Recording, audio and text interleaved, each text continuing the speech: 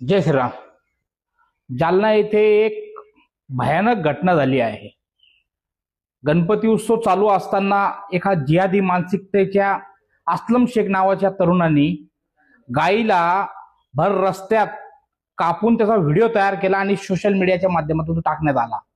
आणि त्या जिहादीवर अनेक असे केसेस पूर्वी पण झालेले आहे का त्यांनी गायीचे मुंडके कापून हातात धरले आहे. प्रशासन आणि सरकार याच्यात कमी पडतंय. ज्या महाराष्ट्रामध्ये आपण गायीला गोमातेचा दर्जा देऊन राज्यमाता घोषित केला आहे, त्या राजमातेचं आज खुलेआम कत्ली होत आहे.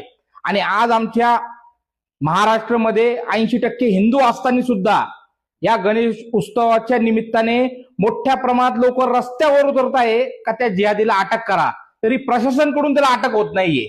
जालना प्रशासन पूर्णपणे त्या कसाईच्या विळख्यात अडकली असेल, त्यांच्याकडून हप्ते घेत असेल म्हणून त्याला अटक करत नाहीये.